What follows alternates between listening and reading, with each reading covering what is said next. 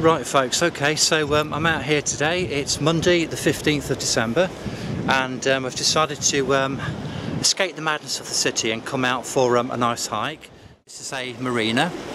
I'll just show you where I've parked my car.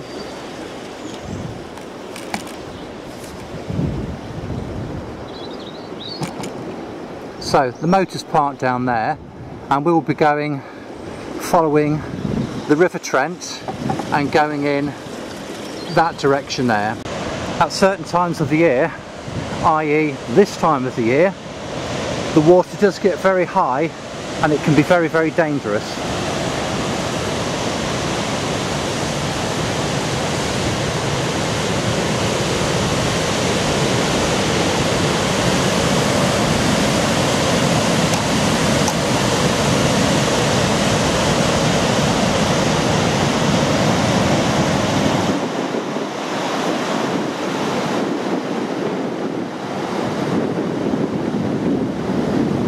Come to the marina now, which is basically the gateway to the nature reserve, which we'll be having a wander around in a minute, and I'll just show you.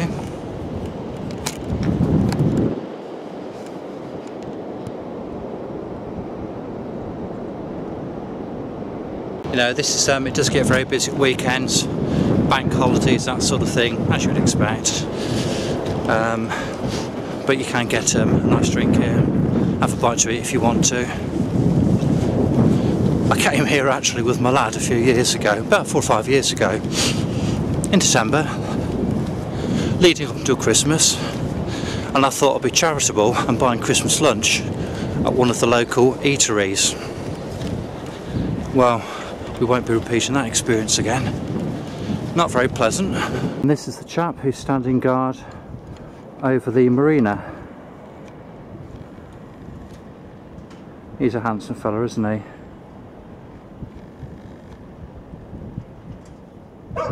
Pirate, buccaneer.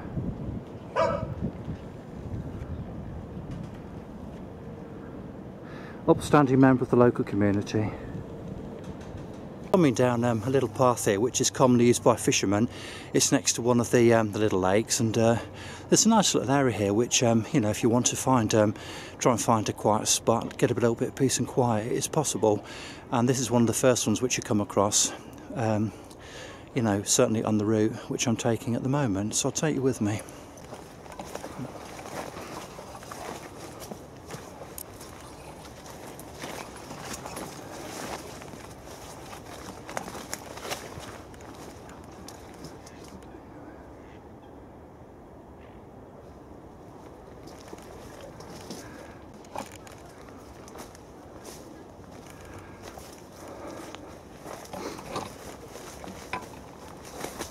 I mean, this little path here, it's not a path which would typically be taken by, you know, your average person going out for a walk or walking the dog. It's more used by fishermen, and therefore it makes it ideal really, just to try and get away from folk and just to try and find a little bit of quiet time really. So it's all very good. You can go down here, and from what I can recall, there's a little flat area over here which makes it quite ideal just to stick a tarp down, have a bite to eat. There's lots of brambles down here, you can rip your clothing. So anyway, this little area here, look, that's okay. You could pitch up a tarp, as I say, put a little tent down here, and it's reasonably flat. You need to clear away a little bit of brush, but it really is very tranquil, very peaceful. Or at least as tranquil and as peaceful as it can be. And I've sat down here many a time, having a nice cup of tea, eating a sandwich, reading a book. Lovely. The thing is, of course, that when you're next to water, as most people know, you do get quite a few mozzies knocking around, so you just need to make sure you take appropriate precautions, and if you're going to be sleeping over, then obviously you need a mosquito net. An ideal little campsite just over the pond here, which I'm going to show you. I'm just going to check it out in a few minutes when these gentlemen behind us have disappeared. Okay, there's a little path, a little bridge, just a little way ahead, and I'll come back to you in a minute.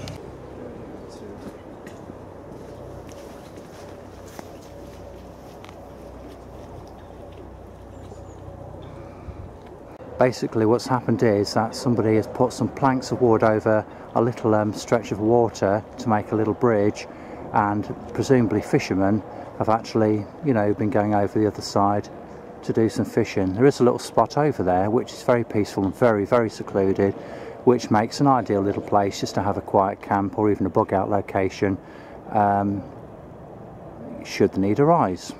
The area which I was going to inspect, there's a load of workmen there now, so we won't be checking out this place. I'll just pan around.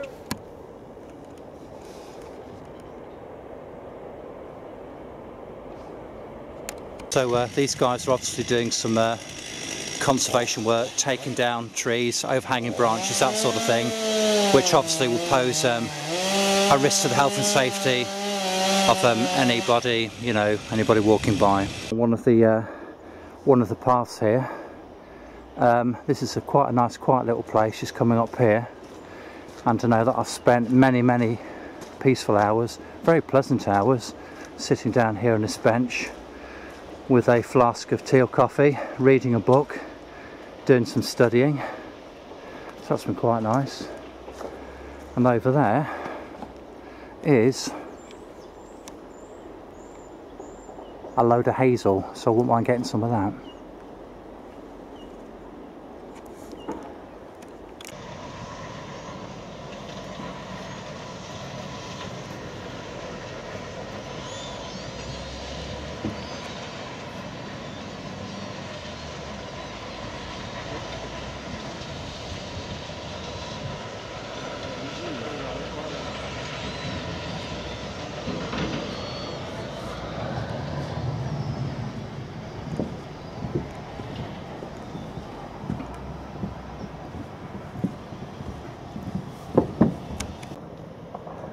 Yeah, you also see one or two of these actually, so obviously you need to be aware, take obvious precautions.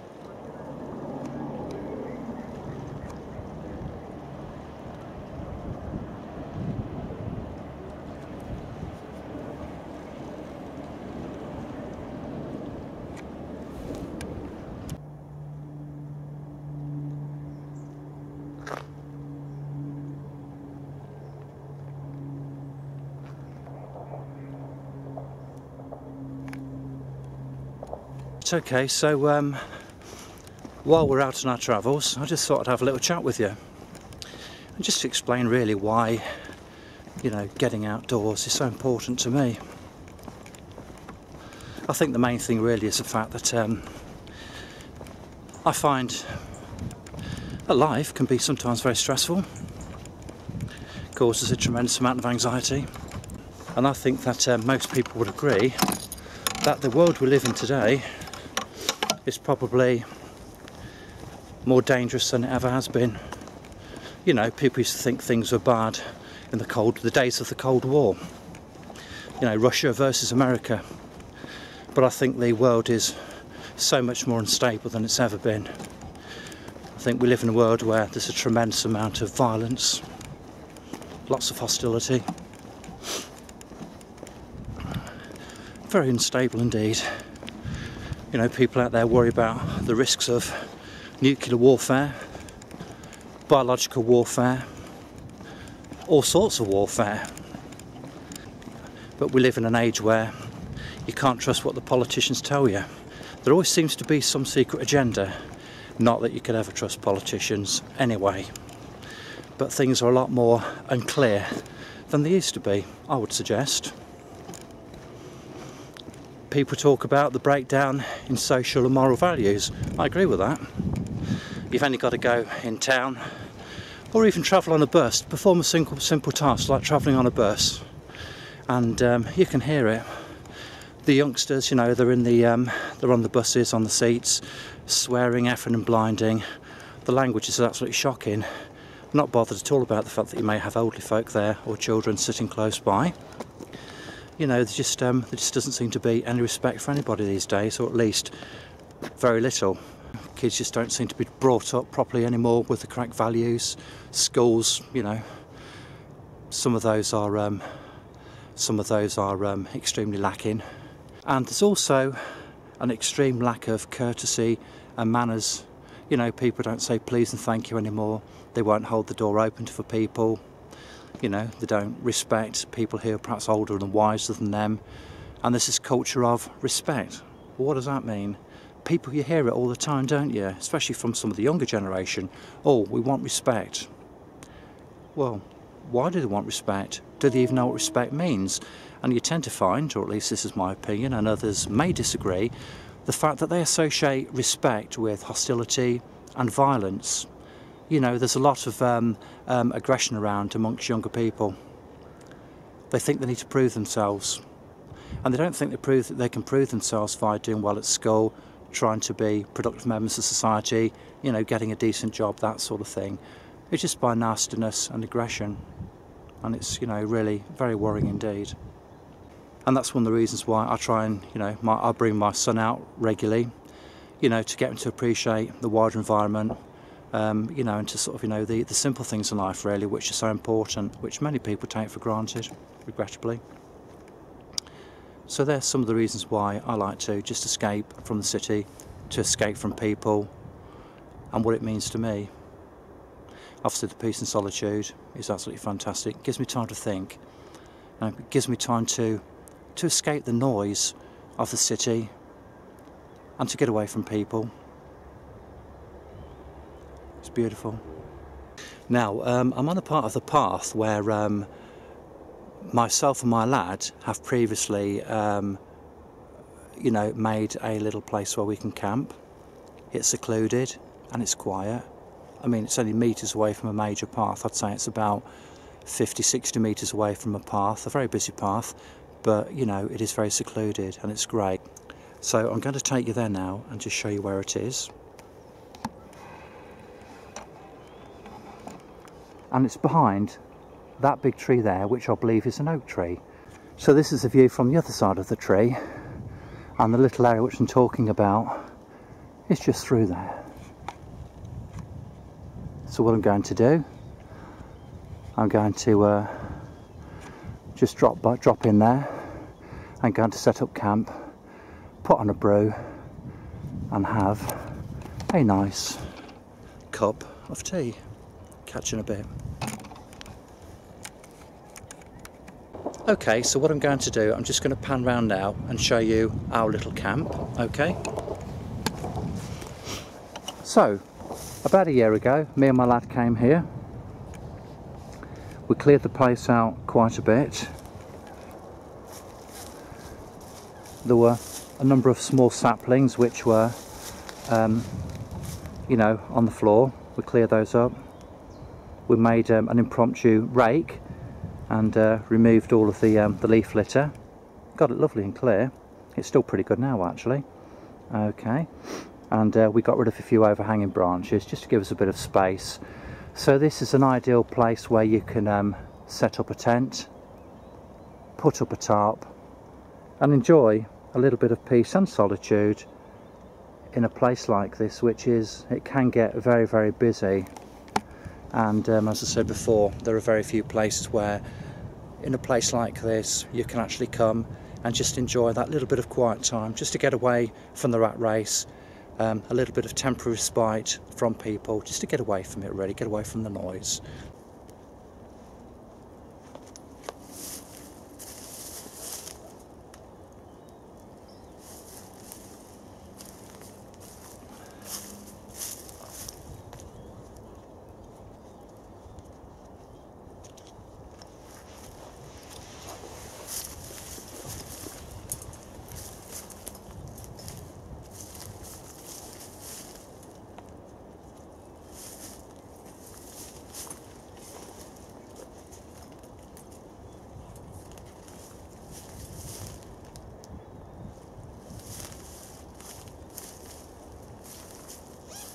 The backpack which I've got with me today, okay, this is a Bushcraft.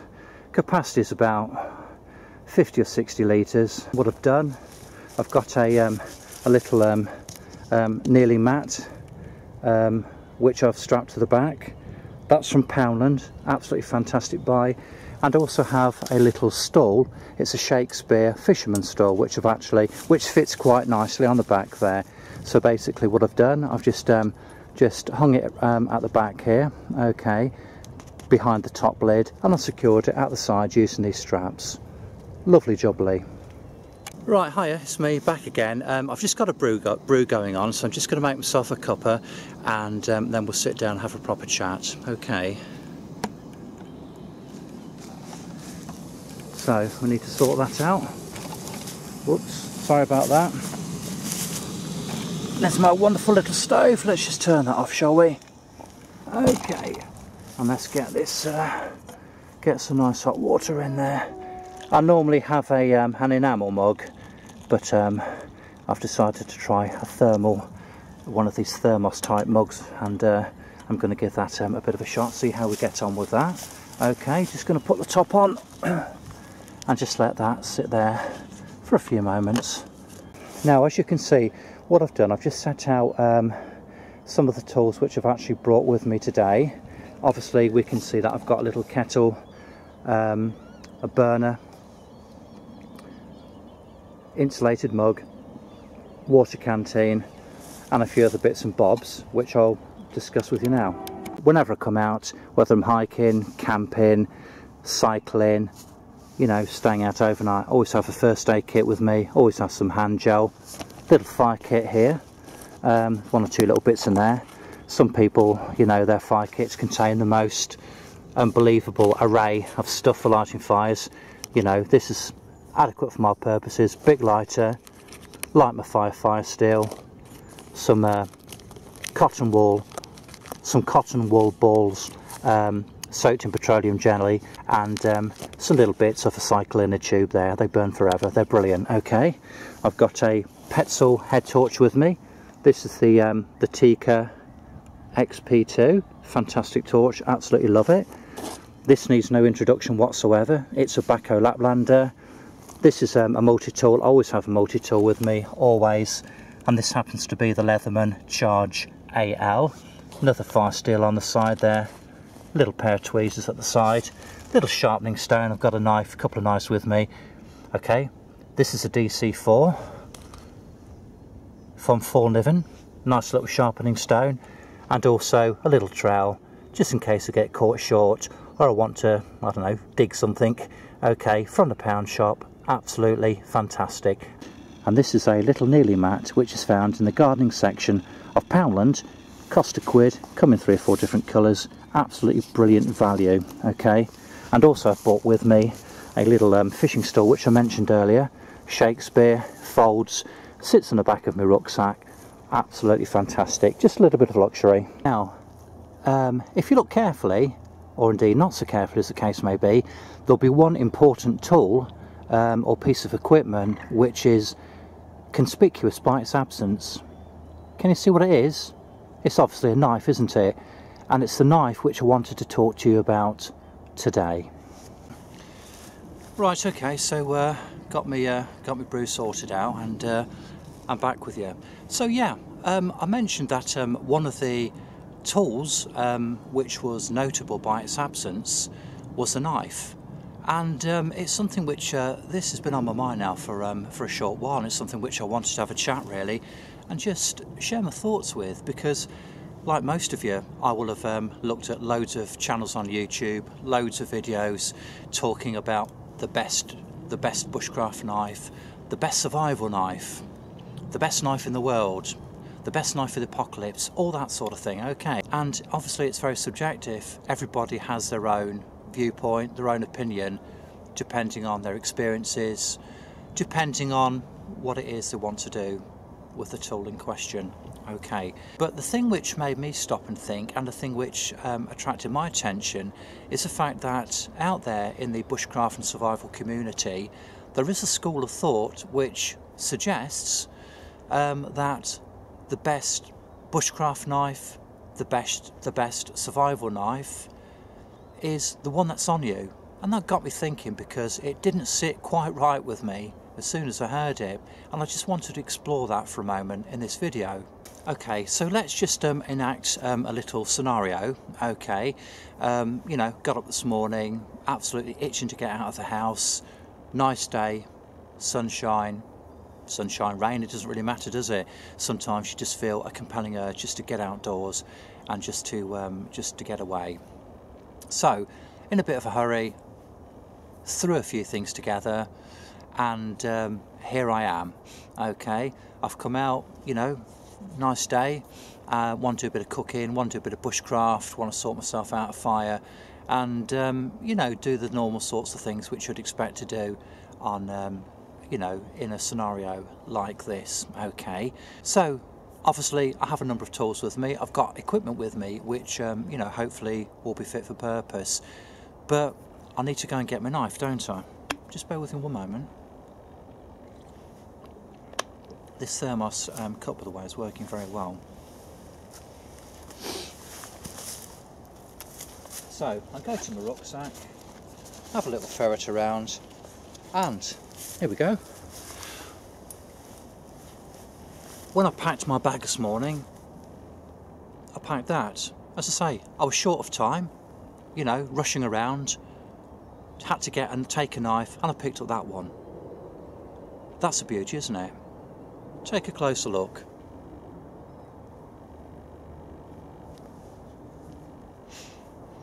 So, looks pretty basic. Got a plastic handle. Blade is presumably made of stainless steel, I don't know. But, you know, it doesn't look anything major. But at the end of the day, that shouldn't be a big deal, should it? Because if we accept that the best bushcraft knife or the best survival knife is the one that's on you, well, we should be good to go, shouldn't we? Well, let's see. Right, okay, so what we're going to do, we're just going to perform a few tasks and just check out this knife to see whether or not it actually lives up to our expectations. Right, okay, so one of the common tasks you would expect to perform when you're outdoors would be making feather sticks. So, let's just see how we fare, shall we? Right, let's choose the best piece of wood we have. I've got a branch here. Okay, let's see if we can make ourselves some nice feather sticks, shall we, to get a, you know, assuming of course we needed a fire going. Right, we appear to be struggling. Okay, not good. Okay, now regrettably this is not working as well as I'd have hoped, and that's very disappointing, but I'm certainly not going to get any feather sticks using that. Okay, so as far as making feather sticks are concerned, that gets a thumbs down from me. Okay, but you know, let's not give up on that. Let's try and batter on some wood, shall we?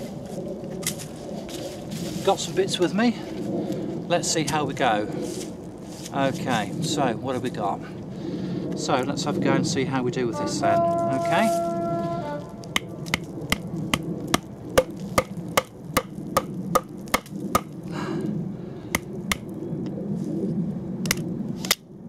so yeah, it's, you know, it's not brilliant, but it does the trick.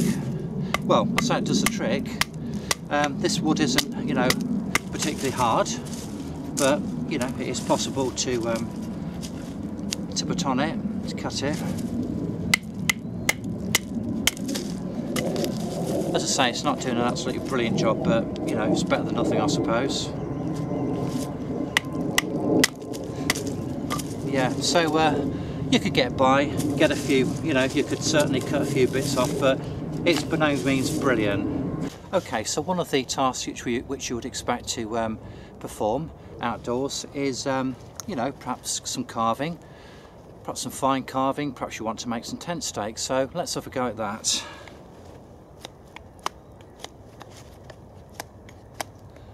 Yeah, once again, we're really struggling. There's certainly no way I'm going to get a point on that.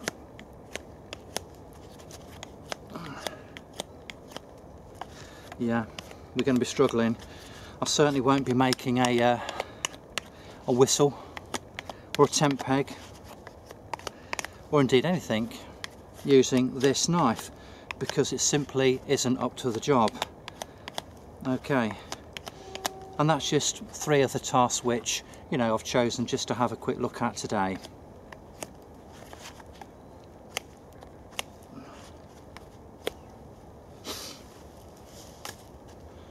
Now, that's probably the only thing this will be good for, to be honest with you, is perhaps prying or a little bit of digging.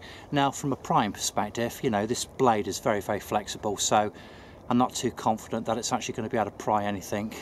Yeah, you could use it perhaps for a bit of digging, you know, dig a little hole, do whatever. You could do that. I'd be disappointed if you couldn't, so, you know, at least it has a little bit of utility. But the point is, you know, that knife there isn't fit for purpose. It's not fit for the tasks which I want to perform when I'm outdoors. So we've seen that you can't make shaving sticks with it, you can't carve with it, you couldn't even make a tent peg with it. Can you batten with it? Barely. You might be able to use it to dig a hole, a small one, but really it's next to useless, isn't it? It's not fit for purpose. And so therefore, really the purpose of going through this exercise was just to challenge that concept, that philosophy of the best knife is the one that's on you. Well, to my mind, that argument, it just doesn't stack up, because in the scenario which we've described, if you were, you know, if you were in a situation whereby you had to depend on this knife, on that tool there, and say for example in an extreme situation whereby your life depended on it, I'd respectfully suggest that you may not be going home. So just to conclude really, in my opinion, you know, I just don't think that the argument that the best bushcraft knife, the best survival knife is the one that's on you, I just don't think that argument stacks up, unless you've thought ahead of time and made sure you have a decent knife on you, unless you've prepared properly, unless you've thought about what task you'll be performing, you know, when you're out and about. You know, you're not going to use a Swiss Army knife, for example, as you would a machete, are you? You might have a different knife for doing whittling than you would for food preparation. You know, it's just common sense stuff really. But anyway, so just a little bit of fun really, just to look at a hypothetical scenario, or perhaps not hypothetical, but the bottom line is that you know, you've got to think ahead of time, you've got to prepare properly, because there might come a point whereby you really do need to seriously depend on the tools on your belt, and obviously a knife is a very important one. It could be an absolutely critical one. So I just wanted to share that with you, and you know, you might have some thoughts you want to share with me. So, you know, thanks for your time, and I hope you've enjoyed this little video. This is the Mora Companion. Okay, lovely little knife. It makes a perfect neck knife as far as I'm concerned. It does everything which I want to do, you know, providing that, you know, just for light use basically. And I always wear this round my neck as a neck knife. Have a little, you know, couple of Ranger bands. Okay, little light in there. Okay, that can come in useful. And also, whenever I have anything around my neck, it's never secured by a knot. I've just got just a little toggle here, look. Okay, so I can manoeuvre that accordingly. And also so that if for any reason it does get snagged, it's not going to choke me. Okay, so this is a knife which I chose to bring out today. I'm going to put some food on now. I'm going to have a couple of cobs, that's what we call them in this part of the country. I'm going to just cook up some veggie sausages and some eggs. It started spotting with rain now. It's starting to get, you know, dusk will be with us very shortly. So I'm just going to put up a tarp just to keep the rain off, and then just knock up a nice little meal, and I'll get back to you in a bit. Okay. Right, okay, so the rain's coming down now, so I've just thrown up a tarp, a small tarp, and I'll just show you around just to give you a bit of an idea as to what I've done. Okay, so I'm 6'4", just above head height, so I've got standing room and plenty of room underneath to make myself a bite to eat. Okay, so what I've done then, used paracord, put up a couple of ridge lines, okay, just attached to obvious anchor points. Okay, got some prusik loops there. Okay, some prusik loops, carabiner, a little bit of cord on there. These tarps always have cord attached to it, just makes life so much easier. Same thing there, look. Okay, nice and tight, nice and taut, attached to the tree. All of these knots are quick release knots. Okay, same thing over there.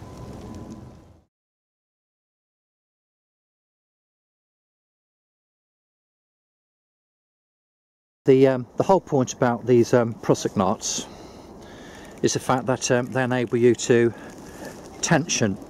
Once you can slide these things up and down a line, for example a ridge line, and adjust the tension, and they will actually stay put. Okay, so my understanding is that although they're used extensively by bushcraft people, survivalists, I think they originated from climbers basically, because like I say, if you look at that, I'm sliding this prusik knot along this line and it's tensioning up that tarp. Okay, it's quite nice and taut now, and that knot isn't moving. That's going to stay there, and that will not move until I move it. Okay, so they are absolutely fantastic, and as I say, it's a very simple setup, nothing too technical, and as you can see, it worked beautifully, just tensioning out that tarp and keeping the rain off me. Okay, and the same thing this side as well. Okay, there you go, look, piece of cake. See, tensions beautifully, and the point is it stays put. Okay,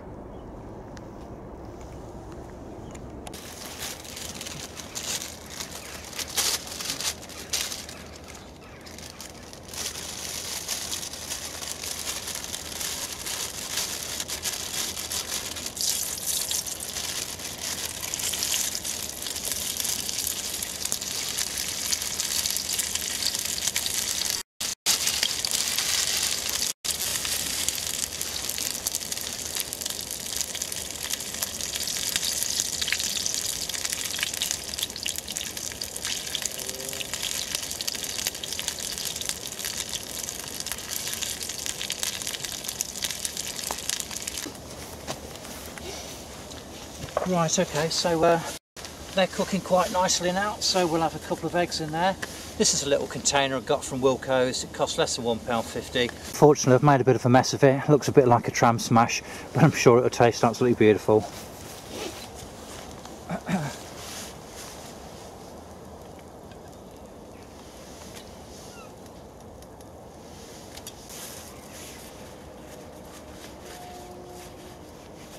Let's get some of this grease off. It's not going to do your arteries any good, is it?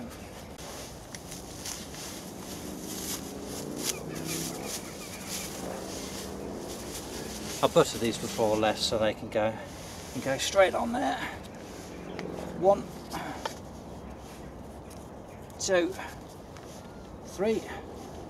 Fold her over. And the same again. Where are we? 1, 2, 3. Lovely job. There we go. That looks alright, I suppose. It'll do, could be worse. Could be better, could be worse. So, let's put that down there. Get rid of some of that grease. Wang that one down there, like so. Where are we?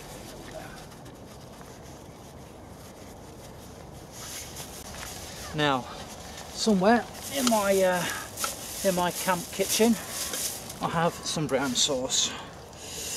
And I'm going to lather those in the aforementioned sauce, like so.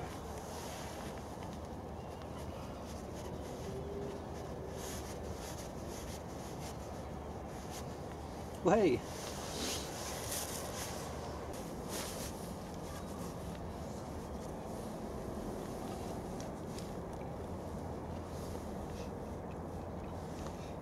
Absolutely beautiful.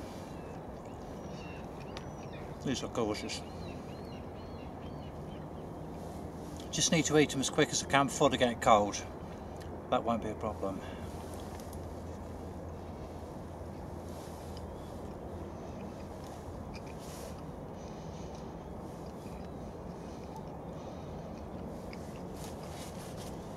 I've said it before and I'll say it again.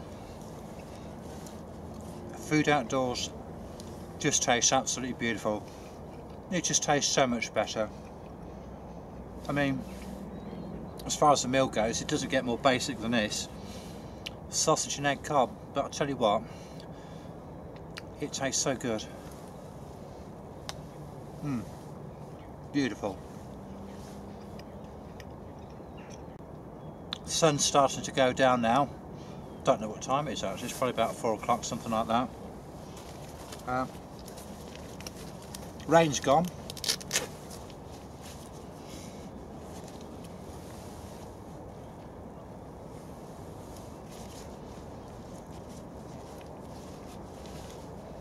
Just looking for my mobile, find out what the time is.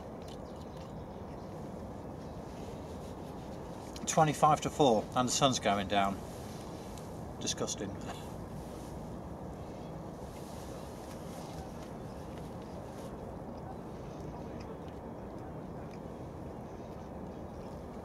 But sorry, excuse me for eating while for talking while I'm eating. Seeing that big orange ball go down through the trees, it's beautiful. So I've just put another brew on. The kettle's boiling.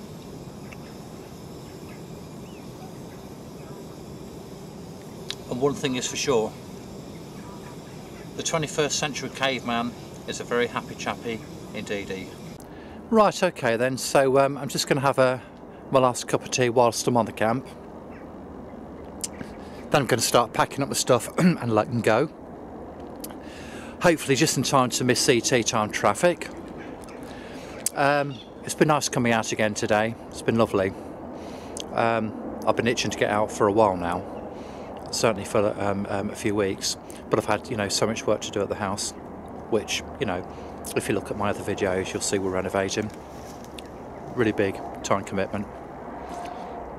It's been nice having a bite to eat, outdoors, sharing one or two thoughts with you. I hope I haven't offended anybody about my comments about, you know, the knife situation. I know that, you know, when people start talking about knives and stuff like that, you know, it invokes some very fierce debate. You know, emotions can tend to run high. I hope I haven't offended anybody by sharing my thoughts and opinions, you know, and everybody is of course entitled to disagree. They might think I'm talking complete and utter rubbish, but you know, so be it, it's not a problem. I ain't got a problem with that. Yeah, I hope to do a few other videos very shortly. I've got a few ideas about what I want to do. Hopefully find them interesting and entertaining. So I'm just going to have a cuppa now and start packing up. I will of course take all of my crap with me. I won't leave any mess, never ever do. Right, okay then, so I've packed up my stuff. It's time to go. Start battling the traffic to take me home.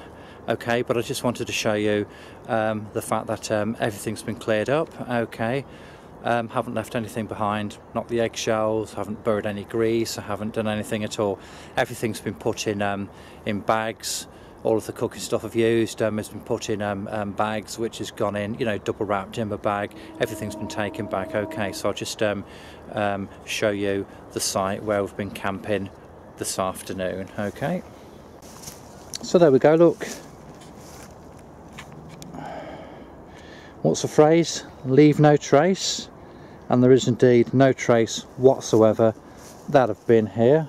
Okay, everything's been cleared away, everything's been tidied, just as it would have been before I actually came here this afternoon.